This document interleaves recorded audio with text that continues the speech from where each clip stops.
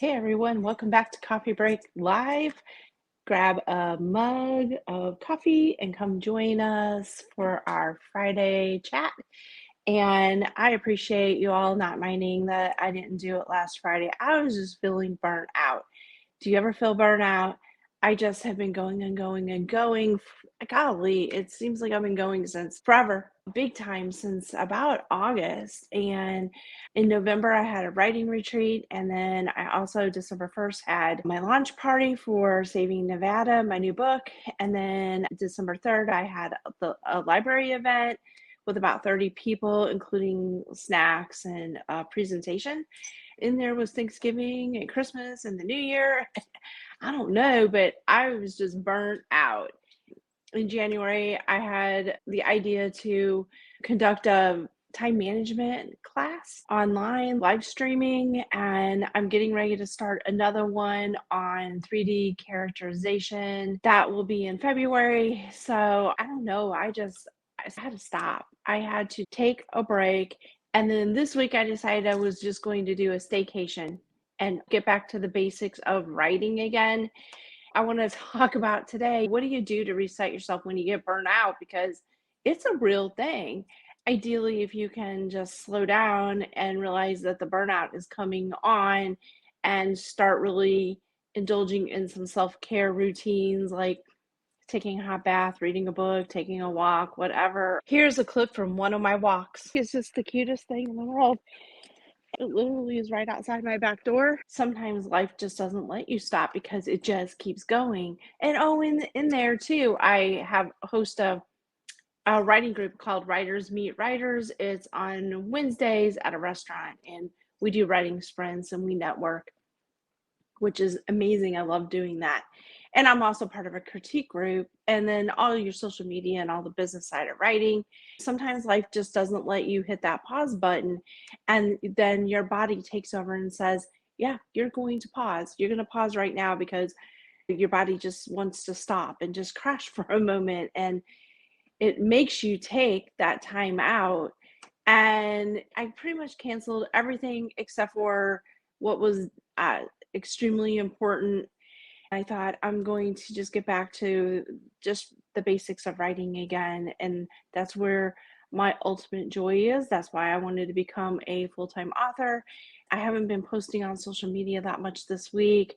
I've been doing enough to keep the algorithms in tune with me, but not enough to just burn me out. I had to take a serious look at what fun aspects in my life do I need to incorporate, or do I need to include more of? My writing had really gotten pushed to the side, which was okay because I was working on other things that were equally important. And since I just had a new release come out, I had a little time, but I want to up my writing speed so that I can start putting out more books per year. It takes me about a year to write a book. So I haven't quite figured out how I'm going to do that, but I'm at the end of the second draft on my new book, and man, I cannot wait to share this one with you. It's my normal beach type of book.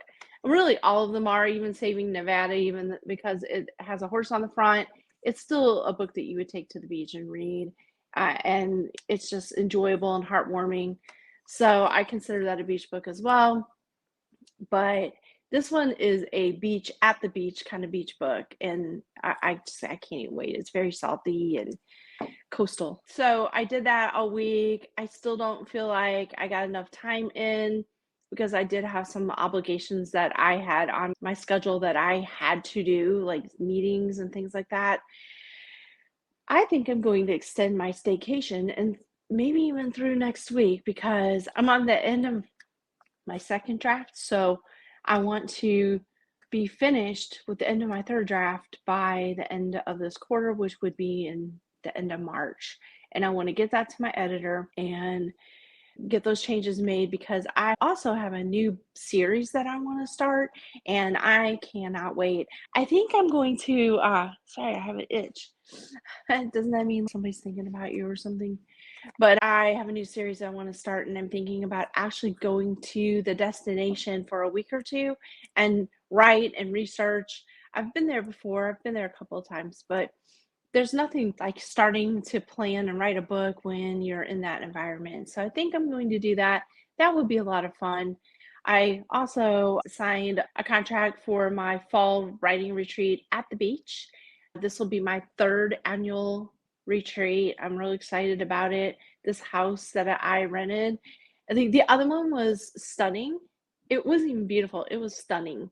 Absolutely the best, nicest house I've ever stayed in. It was 3 stories, 9 bedrooms, ocean views on 3 sides of the living room, and you could see the ocean from the kitchen. It was this big open plan, and it was 9 bedrooms. It was just beautiful, and the retreat just turned out wonderful. It was even better than the first one.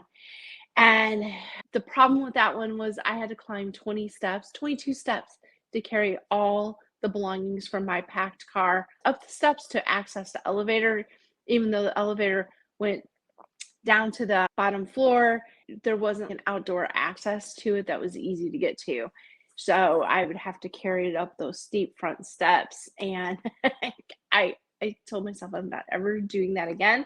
While I was there, a handful of my attendees and I went like 2 houses down and we toured this house that was just gorgeous. So I booked that. All that is off my plate now. So I think that I'm going to enjoy an extended staycation into next week, probably until next Friday. So if you don't see me posting that much on social media, that's why. I'm going to seriously write and try to get my next beach book to my editor by the end of March. So I have a lot of work ahead of me, but my third draft is usually power reading it and readability and flow and grammar and punctuation. So the hardest draft for me is always the second one because the first one, I just try to get it down on paper. But the beauty of this is that I'm becoming a better writer. Yay! My first draft was a lot cleaner. It was almost like my third draft, maybe my second end of my second draft. So it was a lot easier to work with. So it's moving faster, but there's so much complexity in this story.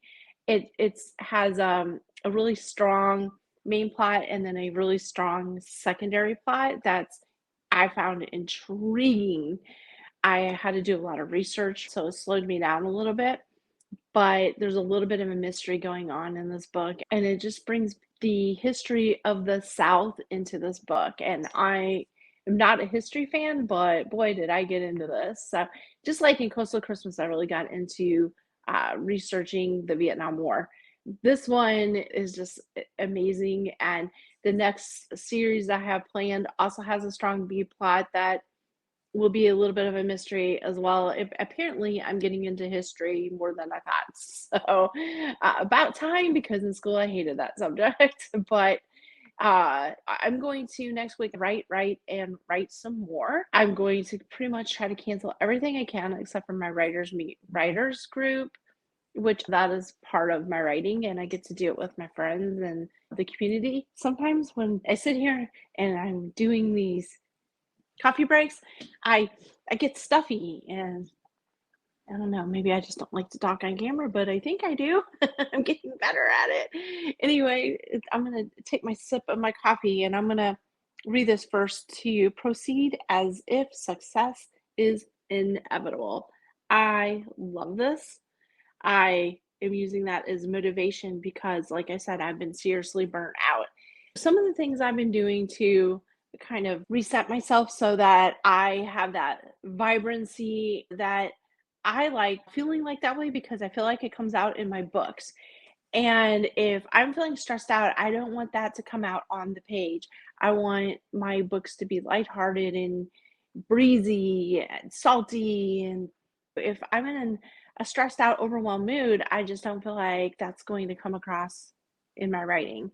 So, what I've been doing is outside, I have some woods that adjoin my house, and it's a very short little nature trail. It's really cute. It's covered in moss and it has little places that you can sit along the way. And it has these cute little white, I don't know if they're crystals or what kind of rocks they are, but they're kind of white and sparkly. They're just kind of scattered on the path. It's just so peaceful. And the birds are singing.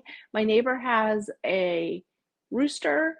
He has chickens too, but he has this rooster I find it enjoyable as long as he's at the other end of their property, because otherwise it wakes me up at 4 a.m. But when I'm on my walk, it's very enjoyable because I can hear this rooster crowing and the birds singing. So I take my dog, and since it's all private property, I can take her off the leash and she just runs and runs through the leaves. It's just so much fun. That's what I'm doing to check off. I shouldn't say it sounds so goal oriented, but to check off the exercise box and the pleasure box, I'm taking from my dog for walks. Last week we walked, I think it was a 3.5 mile trail that was at a park. She had to stay on the leash the whole time, but we both had so much fun. So I am going to hold myself accountable by telling you this. I'm going to go back to that park next week. Hopefully it'll be warm enough and we're going to go walk again. Hopefully it'll be warm enough I can ride my horse on the trails, because even though we're in the south, God, it got down to 16 the last 2 nights, and the highs were in the low 30s. Today's supposed to be 50, so I'm looking forward to that. So maybe we can kind of bump back up there. The sun's out. It's been so great the last week. I feel for all of you that have had snow. Wow, I think that is very pretty. It can get old pretty quickly, especially if you don't have electricity and things like that. If you have to do any kind of barn work, that just really stinks when it's cold. My heart is out with all of you because this cold weather just makes me realize I need to appreciate this beautiful, abundant sunshine of today a whole lot more. So that brings me to another technique of getting out of that overwhelmed feeling. I try to have gratitude and appreciate the things around me, appreciate that I have electricity and the warmth of my house. I appreciate that I have a house and I have a cozy house. Appreciate that I have a dog. I've been appreciating that my son is home from college because he is going to Korea next month for college. So that's a big change. And what else am I doing? I've been taking hot baths, reading books while I take the bath. I know there's a skill set involved in that, but I like to listen to YouTube videos. I do that every single day. I like self-help kind of videos, just things for fun, travel videos. I've been indulging in Netflix series. I'm not a big TV watcher. I don't have a TV in my room. I don't have TV service or cable service at all. I just use Netflix, and sometimes I like to watch Amazon Prime, but it's usually mostly Netflix series. I just watched this series. It was called The Five-Star Chef. I got all motivated to just cook a little bit more while I was on my staycation and make my plates for my son and I to look really nice. So that was enjoyment. Again, there was still some stress this week, so I'm going to extend it. What else do I like to do? I think I'm going to go to the mall next week. I'm gonna buy some more sweaters because the cold weather made me realize that I just have beach wear like I'm wearing right now, and it's kind of thin. So I think I'm gonna go to the mall and just buy maybe a couple of sweaters. Maybe they're on sale since it's January already, and we only have like 2 more months of winter here. What else do I like to do? I've been going to the gym. I started that again. Once I get to the gym, I enjoy it. I have to make myself go sometimes. I learned that if I get up and I just dress in my workout gear and then I make a light breakfast and feed the animals and all that kind of stuff, not quite in that order. The animals come first always. They demand it, and I just believe that. After that, then since I'm already dressed in my gym clothes, then I've just been driving to the gym. It's about a 20-minute drive each way, so that's one of the demotivating factors, if that's really even a word. But that kind of unmotivates me. I have to make myself push through that. Sometimes I'll tie another activity with that, like, oh, I'm going to go to the gym and then go to Food Lion or Harris Teeter or something like that and just get a couple of groceries. I guess that serves my time management skills, and it entices me to get out, go to the bank, do something else, attach something else with it. So I'm not just driving 40 minutes to the gym, which shouldn't be a problem, but in my mind, it can be a problem sometimes. So I think overlooking what those problems are and trying to find ways to problem solve them helps a lot. To have a plan. I have a planner. I'll show you. It's kind of a mess right now, but I time block my time. I don't know if you can kind of see that. Wait a minute. I time block my time. Over here, I'll write my top priorities. Over here, I'll write my to-do list, and then I'll time block out. Sometimes I'll work even in the evening down here. Sometimes I'll time block a couple hours for something, an hour, maybe even a half hour. I find that that helps because if it doesn't make it on my planner, I'm probably not going to actually do it. I recommend trying that because it really does help. And then you don't feel so overwhelmed because you've written down the things that you need to do and the time to do it. And then you know it's going to get done because you've allotted the time for it. I'll even write the gym on there. I'll write my social media on there. Sometime I will even put my shower on there just so that I can organize my day, just to make it not so overwhelming. Whoever knew that being a full-time author was going to be so busy? I didn't. I thought I would have more time, but I'm a firm believer in work-play balance. It's important to me. I have to schedule my playtime to make sure it happens. But I do like to be impulsive sometimes. I work on the weekends. Sometimes I'll work 7 days a week.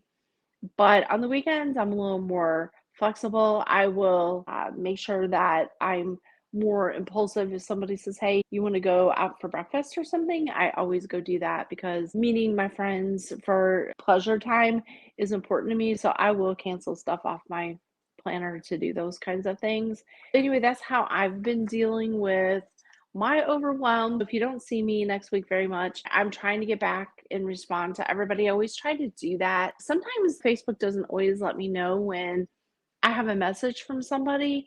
It doesn't show up in my notifications sometimes, and I'll miss it and I'll see it several days later. But I always try to respond to everybody. If I'm a little slower this week and next week, that's why.